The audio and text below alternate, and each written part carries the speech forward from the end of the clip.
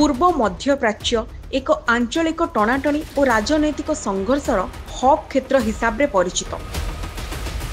एठारे अमेरिका, इज्राएल और ईरान मध्य चलुथिबा तनाव एवं द्वंद्व आज जगतर एक गंभीर विषय हो जाइछि।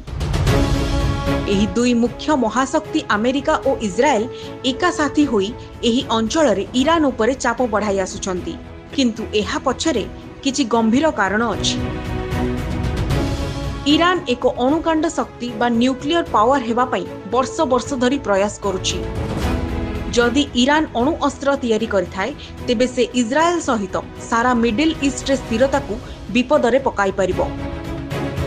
इज्राएल तांको अस्तित्व को नहीं भयभीत और अमेरिका एही अंचल रे निज हित पई चाहे। ईरान एही अंचलर अनेक आतंकवादी गोष्ठी को अर्थ और अस्त्र सामग्री दे समर्थन करुछि। हिजबुल्लाह, हमास और हुती एही संगठन गुड़िक इज्राएल उपरे आक्रमण करती और अमेरिका संपृक्त अंचल गुड़िक आक्रमण करिथांती। एहितिरे अमेरिका और इज्राएल उभय देश ईरान को एक मुख्य धमक भाव देखती। ईरान मिडिल ईस्ट अंचल रे निज प्रभुत्व बढ़ाइबा को चेष्टा करुछि। इराक, सीरिया, लेबानन और येमेन रे तांकर आसर प्रतिष्ठा करिछि। अमेरिका और इज्राएल एहाकु अंचलर स्थिरता पई अभिशाप भाव देखती एवं एहाकु रोकिबाकु सामरिक और राजनैतिक भाव चेष्टा करुछंती।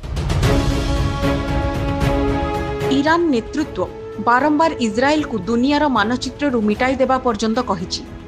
एही धमक इज्राएल पई एक गंभीर चिंता।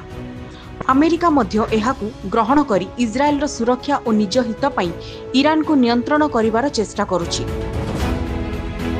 सेतिपई अमेरिका और इज्राएल ईरान विरोधी नीति केवल एक युद्ध नुहे बरं एक राजनैतिक एवं सामरिक अभियान, जार उद्देश्य हेउछि आंचलिक स्थिरता को रक्षा करबा, इज्राएल सुरक्षा बढ़ाइबा और ईरान बृहत भूमिका को सीमित करबा।